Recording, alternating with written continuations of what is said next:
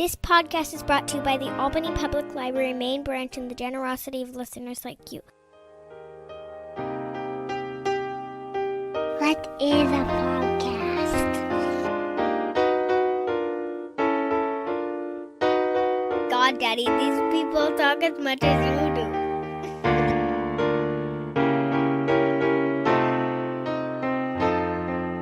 Razib Khan's Unsupervised Learning. Thanks for listening to the ungated version of the Unsupervised Learning podcast. If you want to read some essays on some of these topics, please check out razib.substack.com. Again, that's razib.substack.com. Thank you. 10% of pediatric cancer is linked to a single gene variation. These variants can be detected in embryos before pregnancy begins. Orchid's whole genome reports can help mitigate your child's risk for cancer by screening for 90-plus genetic variants linked to pediatric cancer. Discuss embryo screening and IVF with a genetics expert. Hey, everybody. This is Razib Khan with the Unsupervised Learning Podcast. And today I have a returning guest, Dr. J.P. Mallory. And we are here to talk about the origin of the Indo-Europeans. Just a quick reminder, Dr. Mallory is a retired professor at Queen's University, Belfast. And he was the editor of Journal of Indo-European Studies, member of the Royal Irish Academy. And he's written many books. But the one that I kind of want to talk about as a starting off point for this discussion today is In Search of the Indo-Europeans, Language, Archaeology, and Myth, which was published in 1989. And I want to talk about it in the context of the new paper that just came out of David Reich's lab, first authored by Yosef Lazaridis.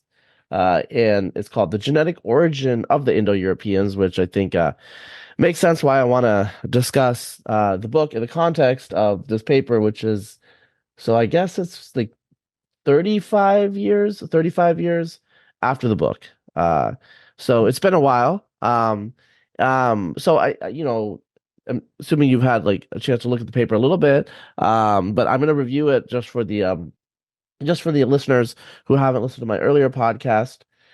Basically, they sampled new populations in a region, basically the lower Volga drainage basin down into the Caucasus, but really the lower Volga. They found a new population there, and that population is the dominant contributor to the later Yamnaya. But an interesting twist here is it looks like the Hittites, along with the Luvians and probably Palaeans, the Anatolian language family populations, have gene flow from this lower Volga population. It's on something called the Caucasus Lower Volga Cline. They just created that name to talk about the distribution of ancestry there, which is, a mix of Eastern hunter-gatherer, Caucasus, Neolithic, some Central Asian, all over the place. It gets more complicated the further back in time you go.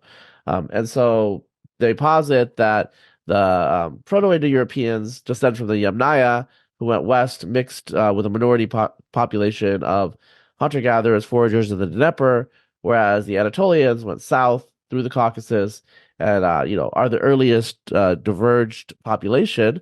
So clearly supports the Indo-Anatolian hypothesis, where the Anatolians are the outgroup and the Proto-Indo-Europeans are their sister group. So I think that's the nutshell. There's a lot more in the paper. There's been a lot more that we've learned, I think, obviously, in the 35 years. So, Dr. Mallory, I'm just kind of curious, how do you feel about your book after all this time?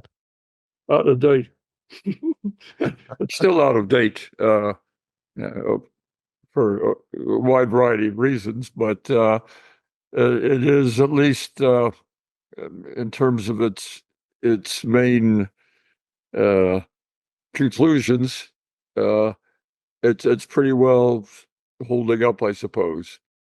Yeah. I mean, so, in the context of the last, let's just say generation, what we've seen since 2015, around 2015, with the emergence of ancient DNA, is the Pontic step hypothesis, basically in some form, seems to have been vindicated. All the other, kind of new and fashionable competitors, whether it's from the Caucasus or Anatolia, seem to have been pushed by the wayside by the genetic data.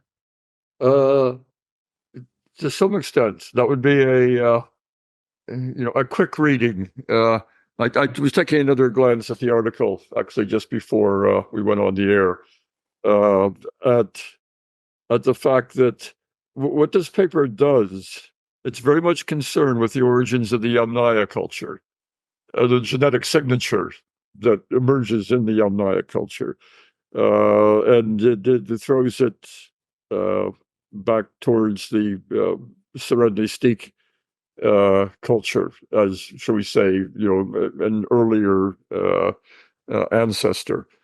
However, when it comes to the major problem that we face if you're an Indo-European homeland hunter, that problem is still out there, and it has not been resolved. And I'll try to explain what I mean. I'm going to try to put a wider context on this whole thing. It is very easy to sit there and say, well, what have the geneticists finally solved the Indo-European homeland problem? I mean, after all, it's been on the books since 1786, since Sir William Jones gave his third anniversary discourse and said that he was going to devote some of his lectures to looking for the origin of what we today would call the Indo-European language family. And I suspect because of the way that we consume information regarding the hunt for the Indo-European homeland, we're very much guided by the access that is provided by major scientific journals and so forth. And I suspect that we often forget that there's a reason why the Indo-European homeland has not been resolved for 238 years. And that's because that there are at least 3 stakeholder disciplines involved in the question. Linguists, archaeologists, and now, having replaced physical anthropologists, we have geneticists. So we have archaeogenetics or paleogenomics. And we have a problem that none of these on their own can solve the Indo-European homeland problem. On the other hand, each one of them largely believes it has a veto on a solution created by any of the other stakeholders.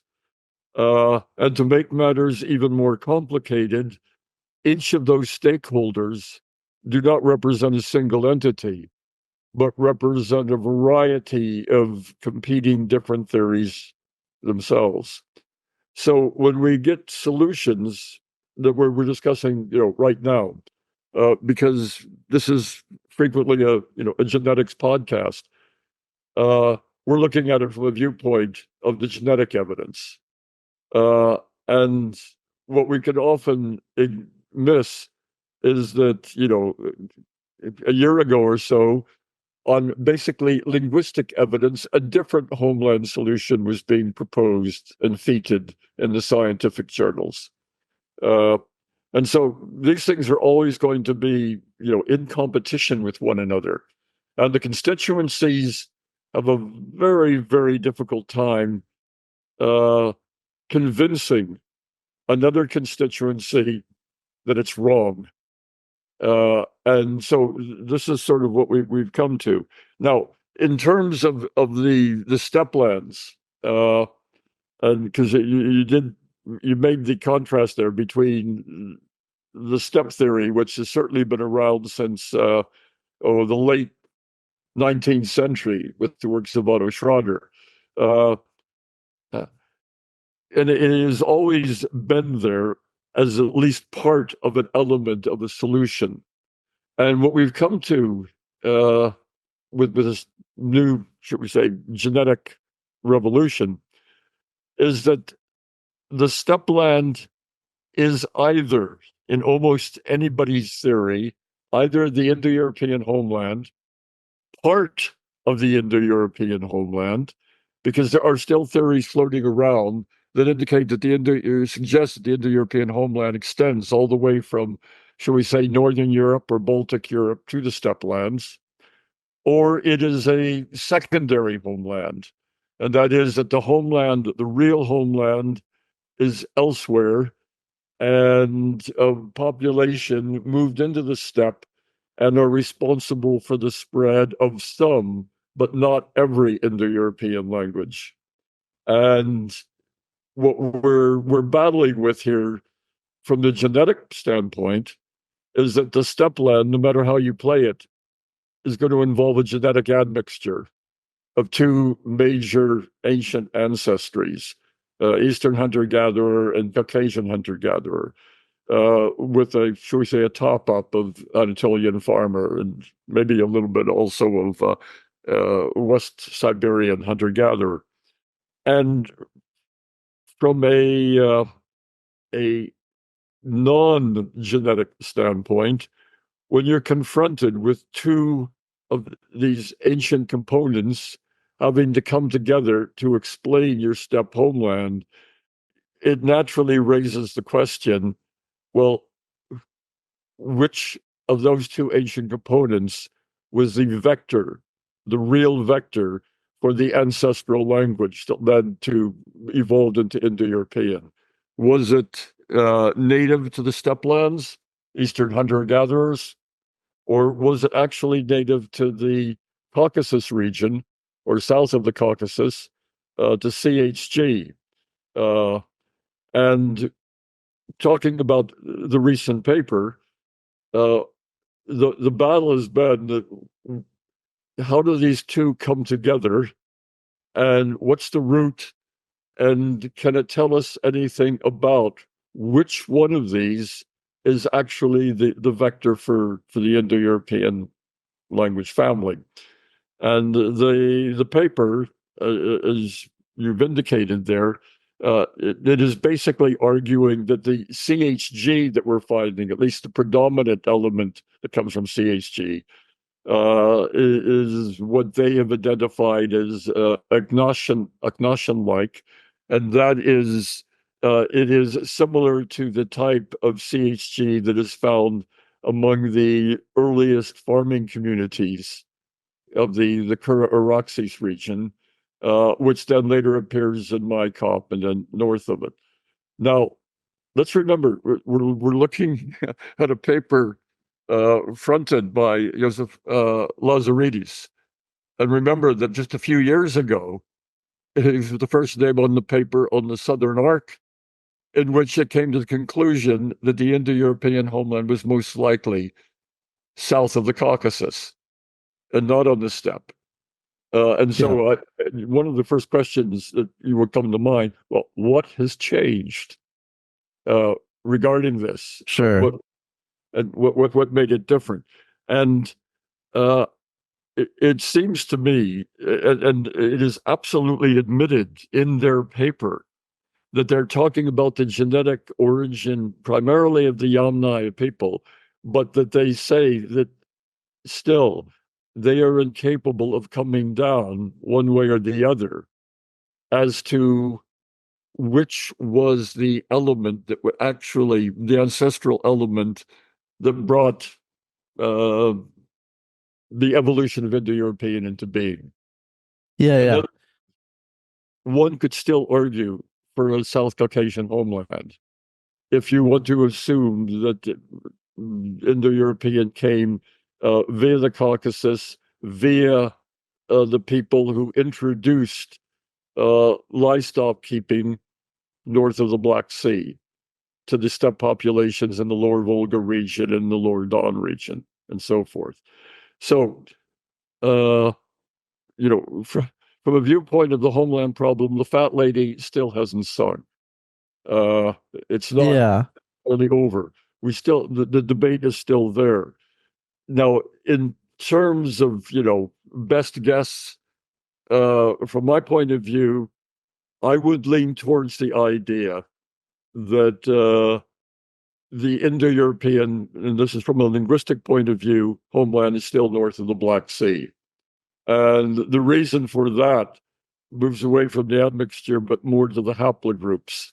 And it is just simply the incredible paucity, lack, except for, the odd ones. For example, there's a Serenity Steak burial that is carrying what we'll call a southern male Y haplogroup. But if the model is farmers, superior farmers bearing CHG, or early Bronze Age elites from the Minecop culture bearing a more sophisticated social organization, along with metallurgy and the new economy, spread their language north of the Caucasus, I would have thought we would have been seeing a lot more evidence for the male haplogroups. Yeah.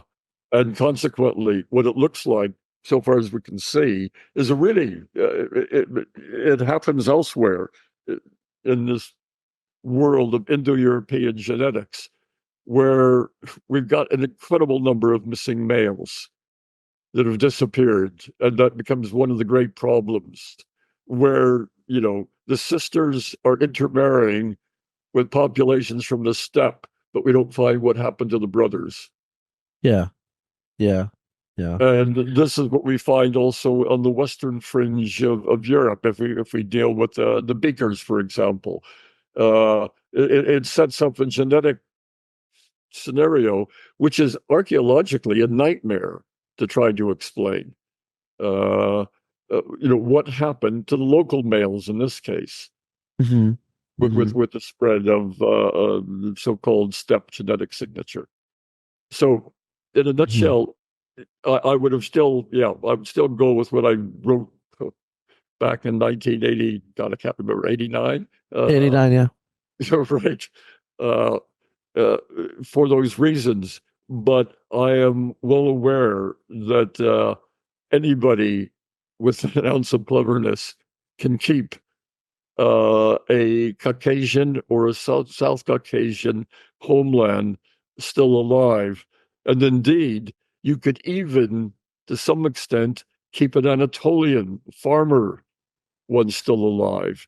Because when you're talking about the genetic signature of CHG coming from this population in Armenia and Georgia, this population with the early farming communities is very heavily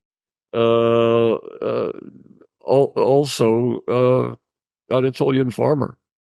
It's not in any way, what shape or form, pure CHG. Yeah.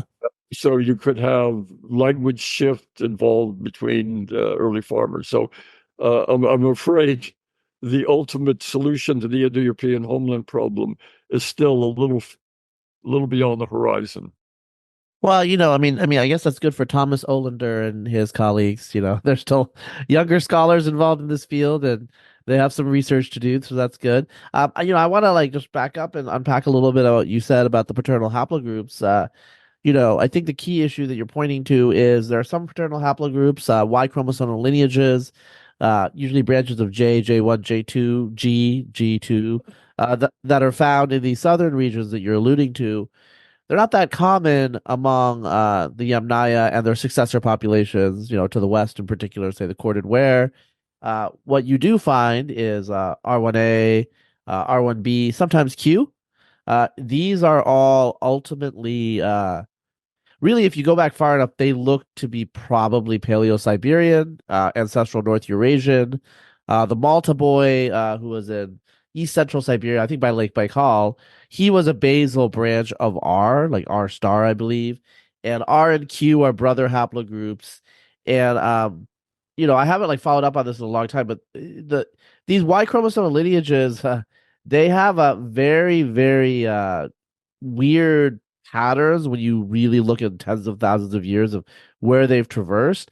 Like the ancestral basal lineages actually come from East Asia for R and Q, and I could have been some male during the Pleistocene, 35,000 years ago, mixes with the ancestral North Eurasians, and it spreads and becomes dominant there.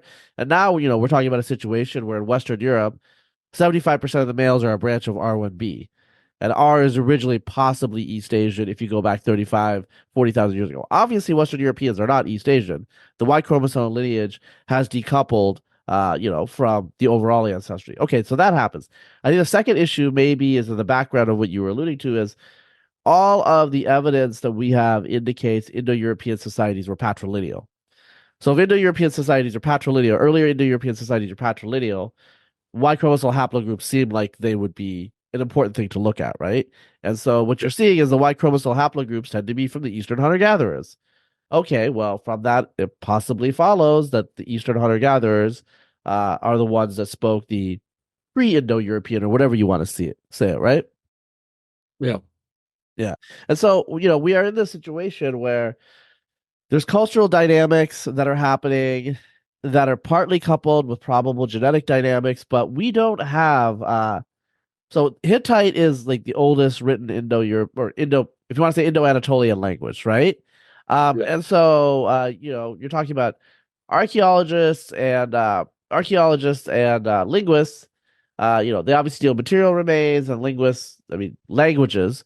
Well, without writing, I'm actually kind of curious because I don't know. I mean, I know you're an archaeologist by training, but I mean, linguists have these phylogenetic models, but the reality is, unlike paleogenetics, they don't have ancient languages that they can put in their trees to resolve some of the phylogenies. I mean, where are we going to go with the linguistics after, well over a century? Uh, it it seems very implausible to me that there's going to be. I mean, it could be, but Hittite's probably as early as we're going to get. I mean, it's pretty early. Yeah. Yeah. You're not. That's one of the problems is that uh, it's genetics, which is continually expanding because it's having a database that is being expanding almost exponentially. However, where we are on this expansion uh, uh, is, in fact, I think I'll take the hint from what you were saying there. For anybody who has sat there and said, "Oh, pumped in a haplotype, where was it?" and you put it on a map, and it makes no sense whatsoever, or it makes too much sense. That is, you can make up God knows how many different scenarios to explain how it goes, and so we're basically drawing lines between dots, and we're starting with very, very few dots. And one of the things that scares me to some extent is that the number of dots we have for the Caucasus uh, is really far, far too few in terms of establishing, for example, what haplogroups really should we be associating with CHG? Yeah. You get two pre-Neolithic ones, Serbia and the Mesolithic site, Kilda. And after that, everybody else you've got is already admixed with Yeah. Anatolian farmer. And so you can't separate out one from the other. And so you can't see the evolution of the Neolithic and what is native and what is not native. That one is, that is certainly troublesome. There is another issue since we're raising this, and that's the question between linguistics and genetics, is that the discourse regarding the genetics is very much a discourse regarding admixture percentages and things like this. But there is absolutely no way, certainly that I know of translating an admixture percentage into what I will call a linguistic probability. In other words, and the thing, if you've got a population in central Anatolia that is 90% Anatolian farmer and only 10% CHG, you've got a gut level feeling there. Now, the percentages that are given for Anatolian speakers in this new paper who have an origin somewhere in the steppe coming into central Anatolia is 11%. I would have, in the case of Anatolia, I just dismissed the 10%, but do I wind up accepting an 11%?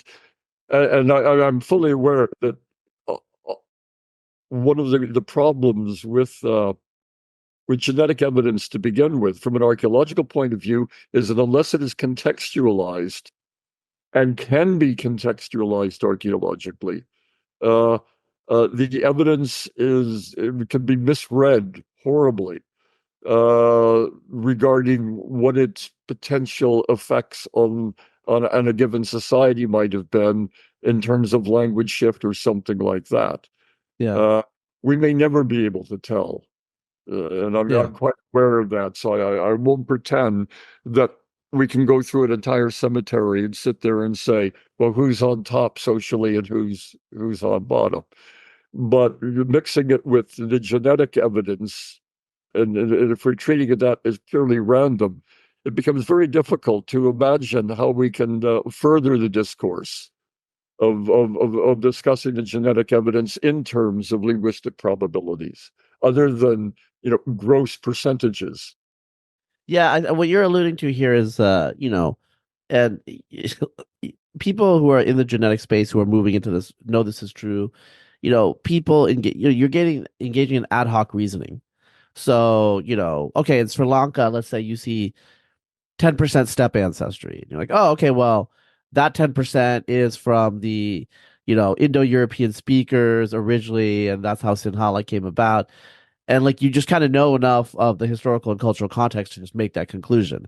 But when you strip away it in another context, you don't really, know what to think. When David Anthony saw the original, the 2015 paper, the proportion of Yamnaya ancestry was much higher than he was expecting.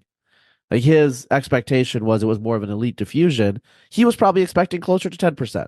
He got 75%. So you have this huge range that you see across populations.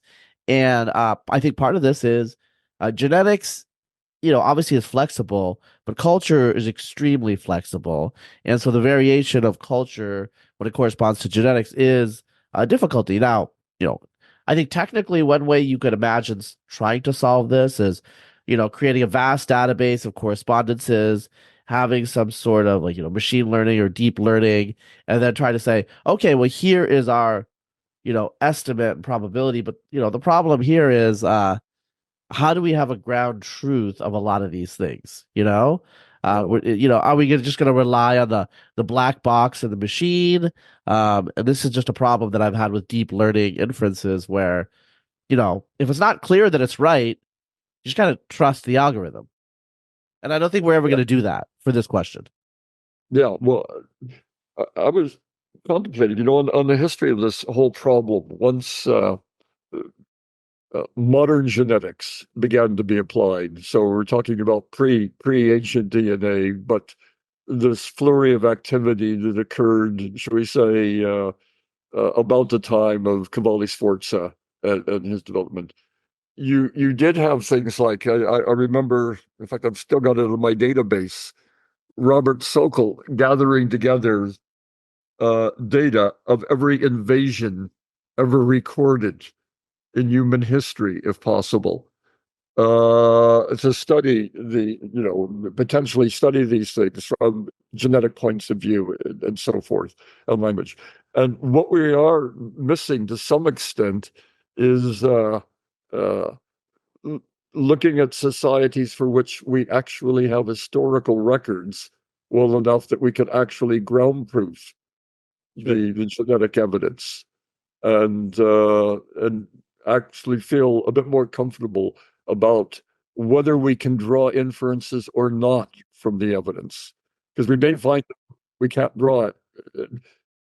Not with levels of statistical confidence or whatever. One thing I was saying is many years ago, the field of phylogenetics itself for a long time was kind of based on intuition, whatever, people would draw trees, based on what they, knew in an ad hoc fashion. And, I remember an older phylogeneticist telling me before, cladistics is kind of not used too much actually in a lot of fields anymore, but cladistics, which is a kind of a systematic way to evaluate relationships, was a revolution initially because it replaced the tendency of two scholars to just argue and assert from their own authority and intuition. And that's really what we need on a lot of these questions. And, I think part of the problem that you've actually just implicitly identified is it's strewed across three vast disciplines. And so bringing these people together to produce a paper, first of all, I know is difficult in the first place, but to kind of create a synthetic field, which is what you're alluding to, what probably is part of the solution, that is a massive undertaking that probably is going to require more money than even the Templeton Foundation has, which, Templeton Foundation's backing a lot of this work, out of the Reich Lab in particular, I know. And so, you need resources, and are people interested in this question? Now, I will like acknowledge here, it's like, I think people are quite interested in this particular question, judging by the social media engagement and, just like I see the downloads. People are interested in, what I will say is, like, from my Substack, people are as interested in the Indo-European question as they are in the genetic relationship of Jews and Palestinians. Like, that's at that level. Okay. So they're very interested, uh, It's like, I mean, that's the truth. Like, those are the two Yeah. highest traffic questions. So, and like, people are interested in very different cultures too. So if you write a book about Indo-Europeans, like, a lot of people in India will be interested. They might not be happy with the conclusion, but they'll be quite interested because it's Indo-European. So, this covers half of the language, half of the people in the world or something speak these languages, right? So, I think that the interest is there. Now, part of the issue is, the interest is across so many different countries, getting the collaborations together.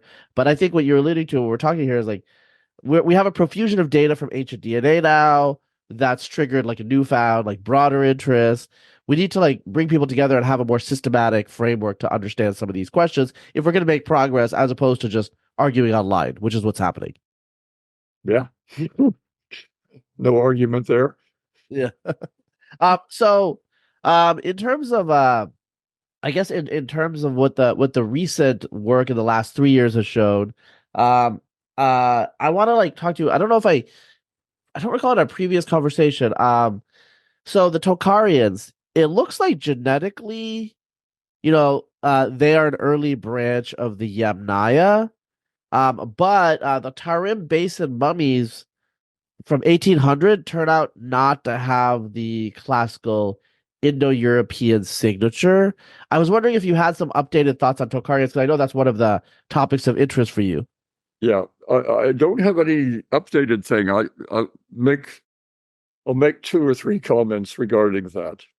First, the DNA. Yeah, the model, and I think it still holds together.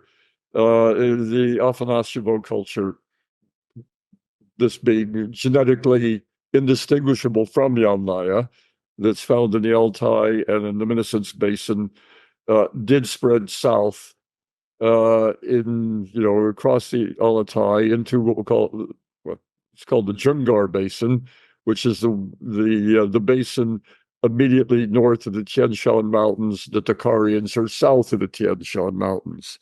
And the genetic signature in this area of the Jungar Basin it still carries that was earlier seen in the Afanasyevo slightly.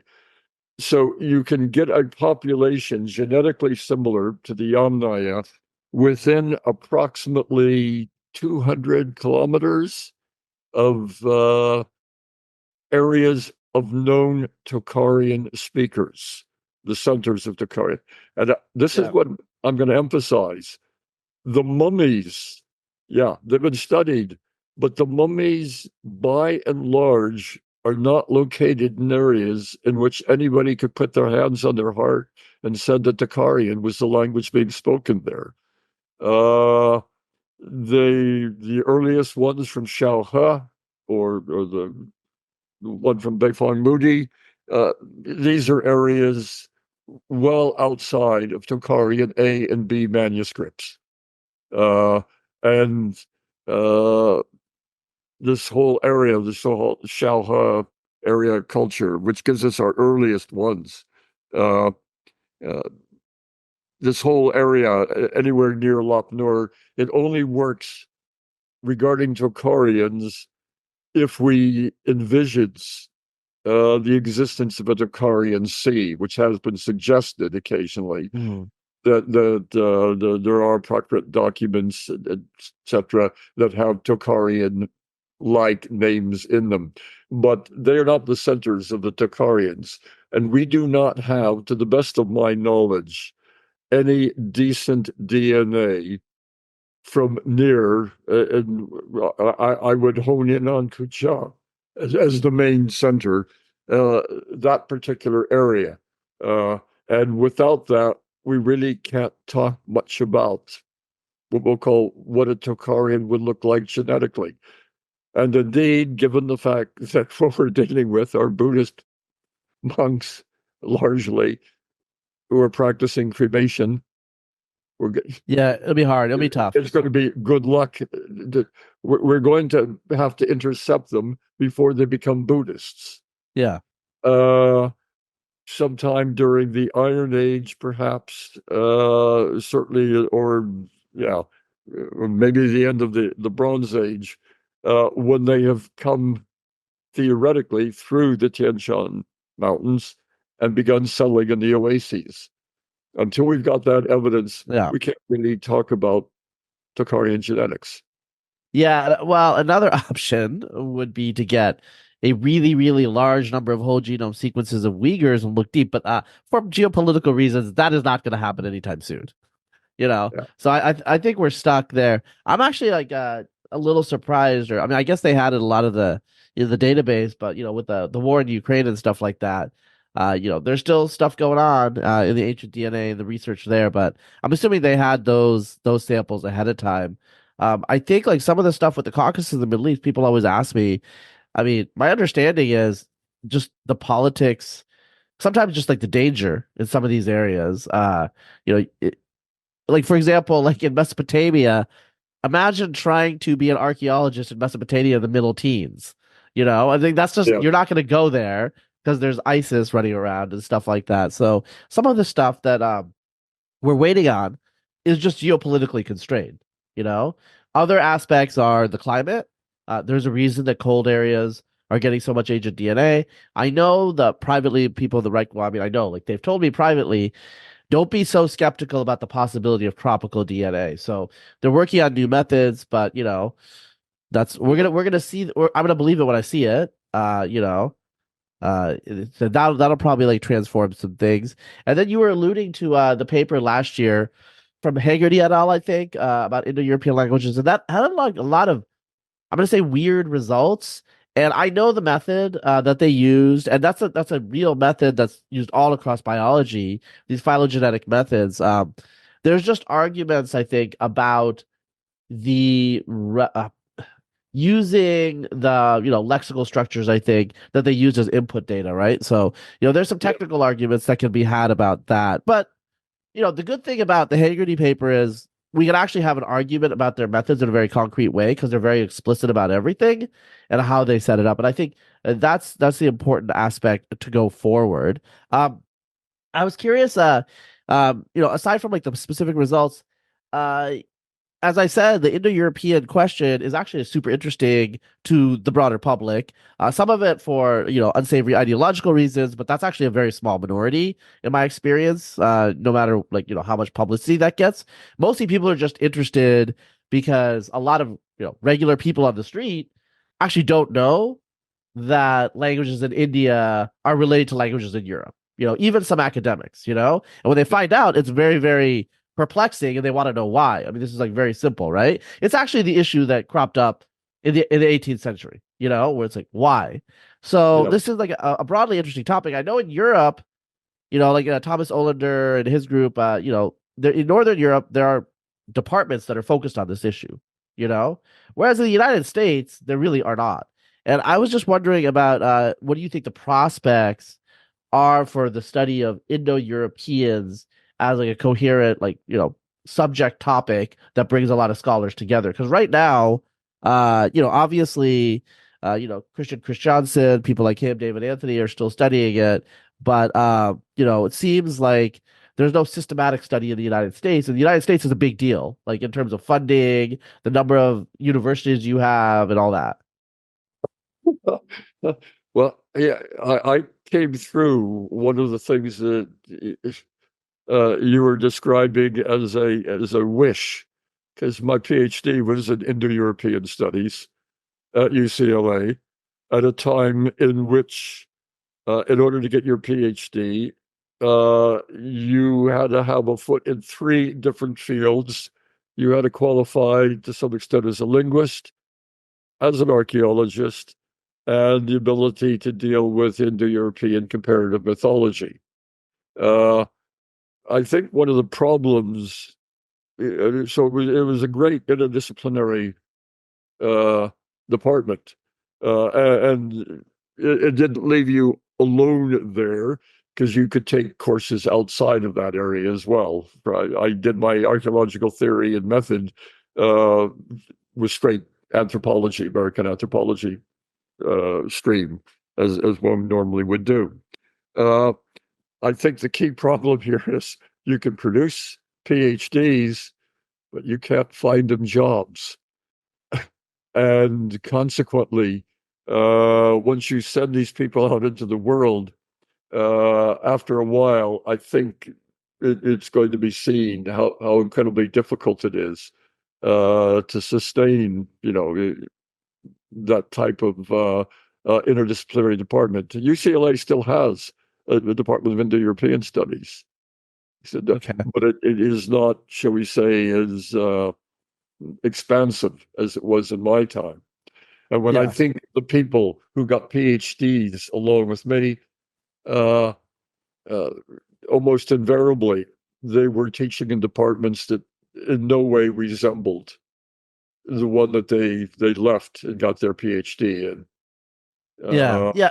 When I think of many of the people, for example, who I have worked with as Indo-European linguists, they can very often find themselves teaching English or classics, and their Indo-European material they might get a course in if they're really lucky, but that's it.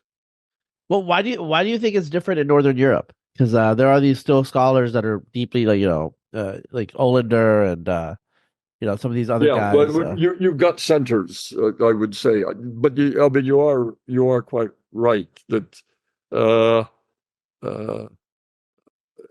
I can't speak on first-hand basis with the current state of what we'll call Indo-European linguistics across the United States. But you do have major centers. Certainly Leiden and Copenhagen are major centers for Indo-European studies.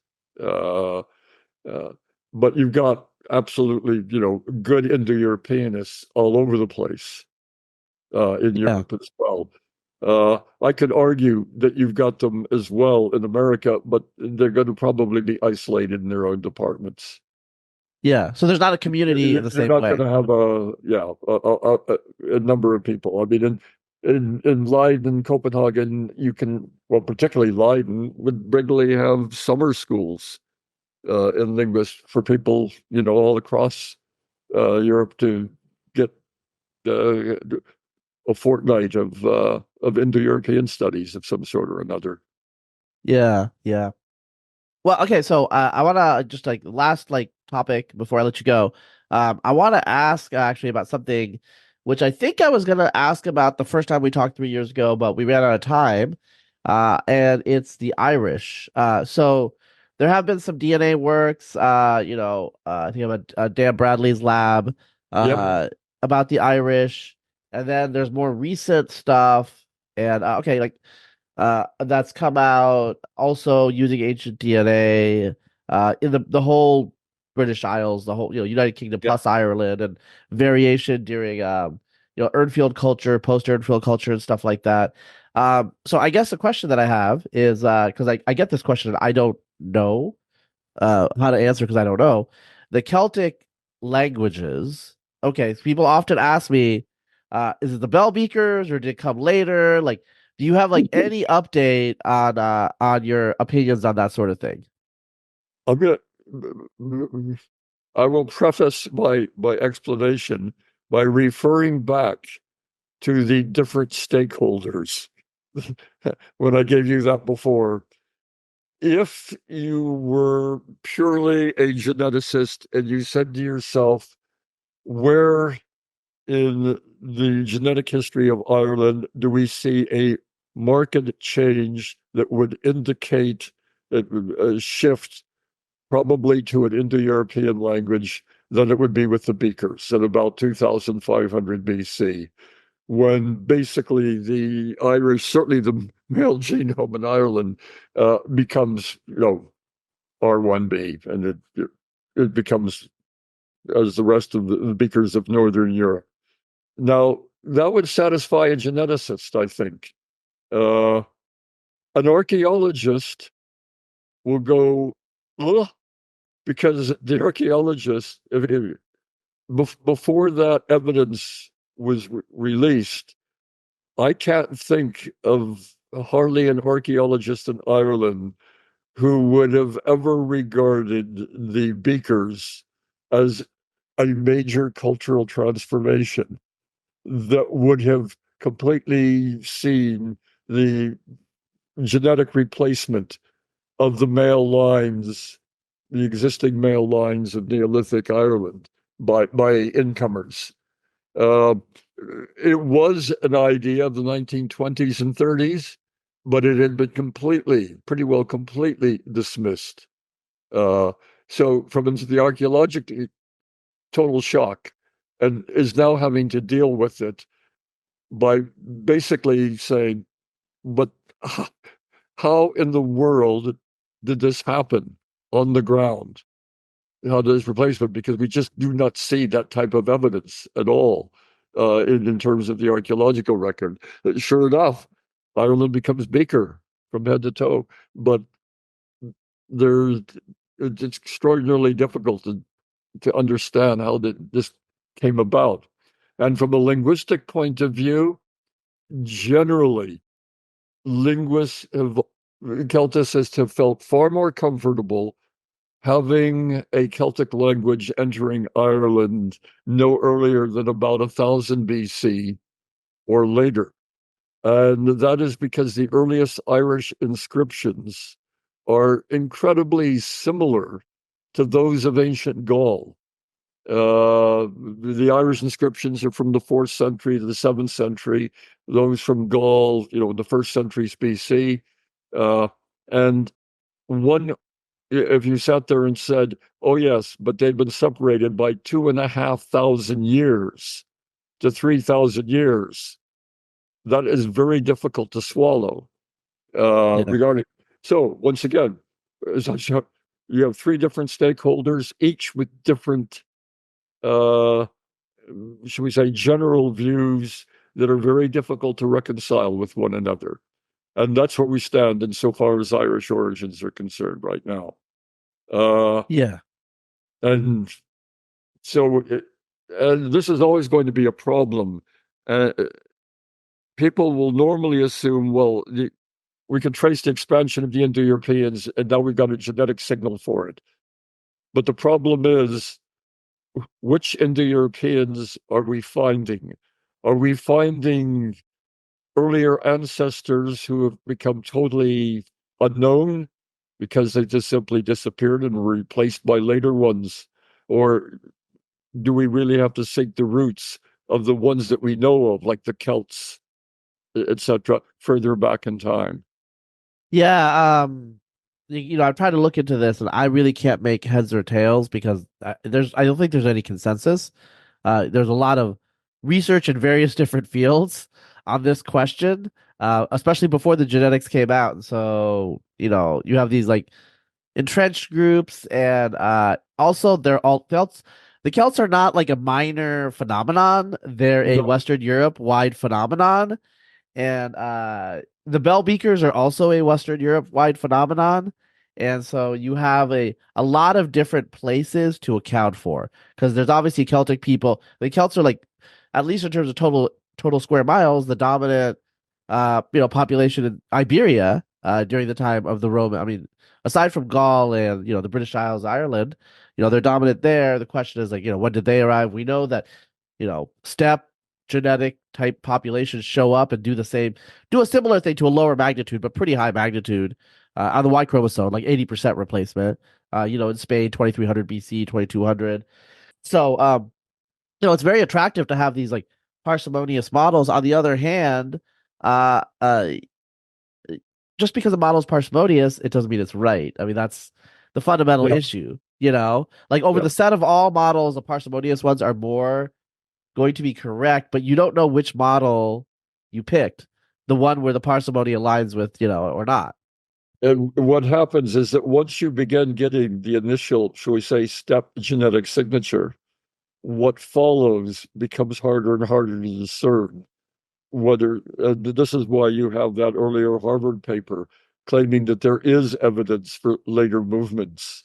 And this is based, on the slightly higher percentage of what we'll call Western hunter-gatherer, Yeah. signature, etc.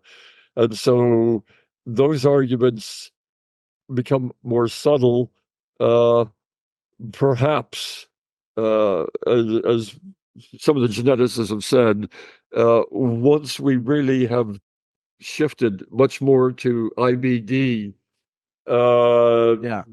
evidence, and we're talking about identity by descent, and we actually can relate these people, and so they're not, genetically rather than generically, so we say almost. Yeah. Uh, then we might be able to start coming up with scenarios that uh, can actually explain something one way or the other. Yeah, and over this conversation, we've been talking about a lot of things we don't know. Part of it right now, like just like count our blessings is all the data that's coming in. Now we don't have interpretive frameworks for all the data, like you just allude to in Ireland. We don't have like strong answers or conclusions we can give people, which is what they really want. They don't really care about the methods, they care about the answers. But Yeah, we do have a lot of methods now. There's IBD data. I've said for like the last, decade or so, it's also like the cultural evolution models need to be brought in because that way you have like explicit models synthesizing with the DNA. That this is an issue of two different disciplines. Although they can kind of speak the same language, but in any case, I don't know why that hasn't happened, but I think that needs to happen right now. Ancient DNA is it's a data enriched field, and so people just like grab the most easiest, closest explanation. And I think that's why you also see, because people routinely complain, why do they change their mind over the paper so much? And I'm just like, well, I mean, they don't have like a really strong, robust theoretical framework, so they just like look for like the easiest solution to any given result, and that like leads to some jumping around, which that's okay, but sometimes yeah. it seems a little helter skelter. To comment on that, because I like to make a distinction between the modern genetics and what we'll call the physical anthropological evidence that was debated. That was almost invariably driven by confirmation bias.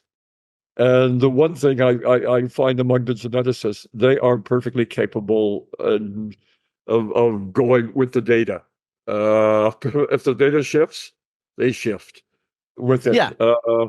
I've dealt with the geneticists from most of the main schools that are dealing there, and by and large, I don't really see tremendous biases Yeah. that would mean that they would feel the necessity to simply defend, against all logic.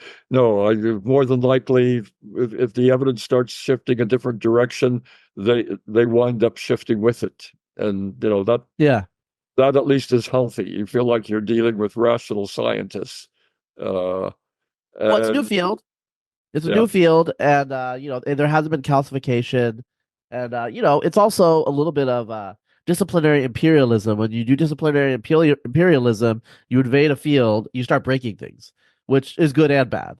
yeah, Like they have no investment in the current superstructure because it's not what they were raised with. It's not what they've spent their time thinking about. It's not what their mentors have a publication record on.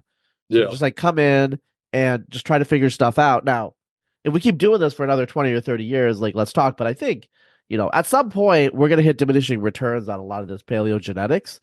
There's only like so many samples of corded ware. Once we get to 10,000, 20,000 corded wares, genomes. I think we got it solved. There are some like deeper selection questions maybe people could ask. But there are still incredible missing areas, and that's one of the problems. Like you could raise up, we could have all of those all of those corded-wares, but unless you've got, a population from maybe Belarusia or someplace like that between the steppe and CHG, we're never going to be able to make the link. Yeah, I mean, right now, yeah.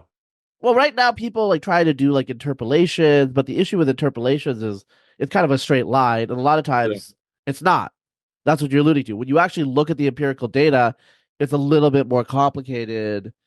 I think in most cases it's a little bit more complicated and subtle because when you look at the first papers about the Yamnaya, it was like, oh, it was the Yamnaya, and then later it was like, oh, well, there's a corded ware branch, and then there's possibly a catacomb culture branch now, and I think I don't know when the preprint's coming out. Christian Christiansen like hinted very strongly, but there's gonna be new work about the Balkans and probably the Greeks where it looks like they're not part of the corded ware branch. Lazaridis also does not believe they're part of the corded ware branch. So I think it's important.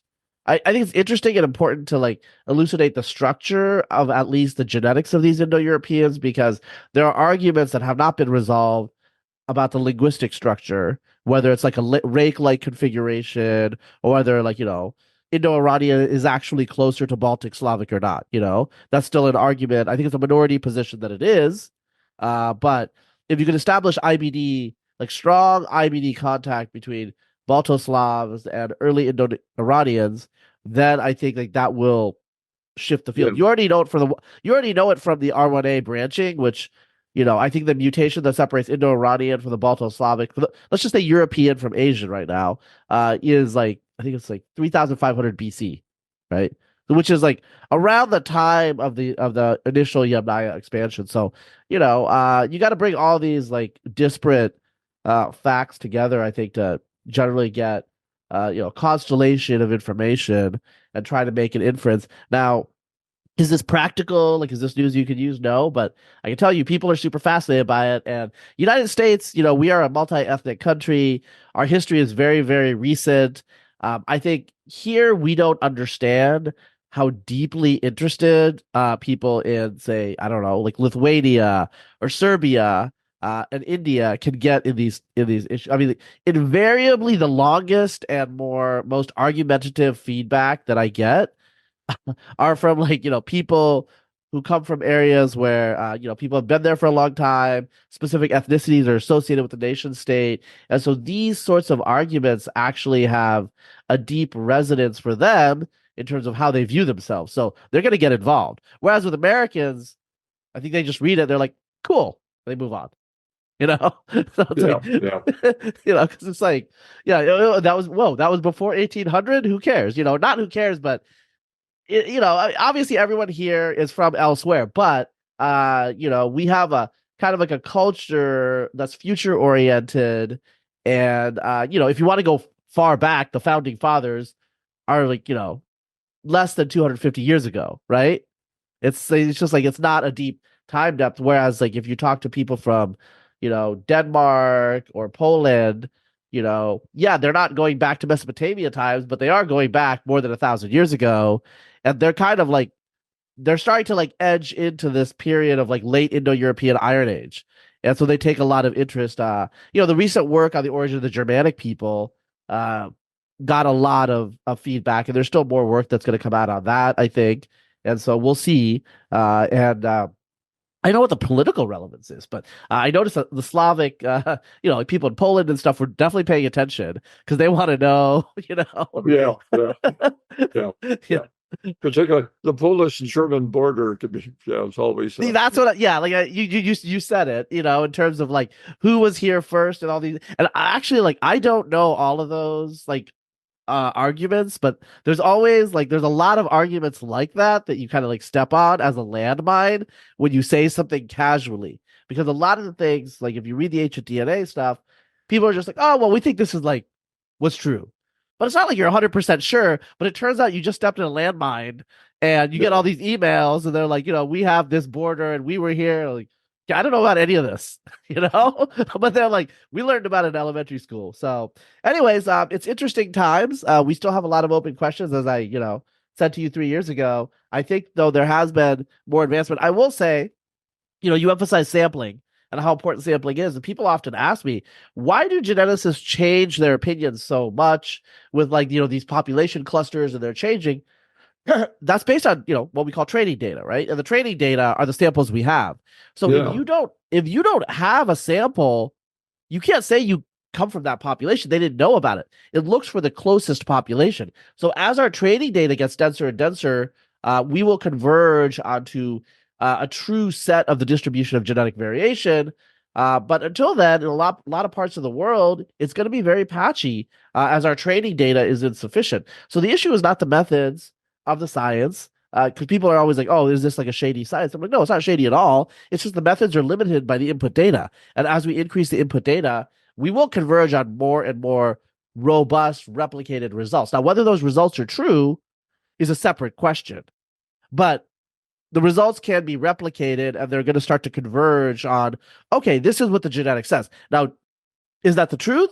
Again, you have to bring archaeology and linguistics to adjudicate these sorts of things. But there will be a point where genetics starts converging and not moving around all the time. Because right now, people feel a little jerked around when you were leading to Southern Arc paper. And even though Yosef Laz's readings have totally changed his view, he hasn't updated everything. Obviously, this new paper that he had with all these Volga samples did change a lot of things. And that's because, well, he had a lot of new samples. When you have a lot of new data from a new area, you're going to change your results. You're going to change your understanding, your interpretive framework. It's not magic. It's just the way science works. I just think that, when people see these precise estimates, they kind of misunderstand how patchy the upstream input data is. But the methods themselves are pretty robust. So I think I would end with that. Is there anything you want to close out with, Dr. Mallory? Nope. That's it. All right. All right. It was a great conversation. I really appreciate having your opinion. And I hope the quest for the homeland of the Indo-Europeans keeps proceeding onward at the pace of a chariot. I don't know. I had to use something. Anyway, it was great talking to you. Okay. If you have a sibling with autism, your future child's risk for an autism diagnosis is increased by a factor of 2 to 3.5. Orchid's whole genome embryo reports can help mitigate your child's risk by screening for over 200 genetic variants, definitively linked to autism and other neurodevelopmental disorders. Discuss your situation with a genetics expert.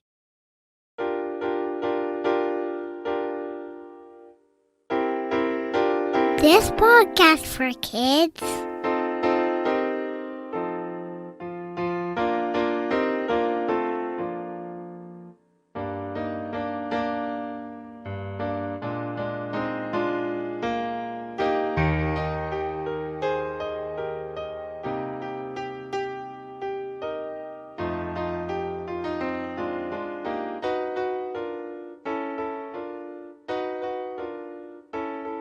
This is my favorite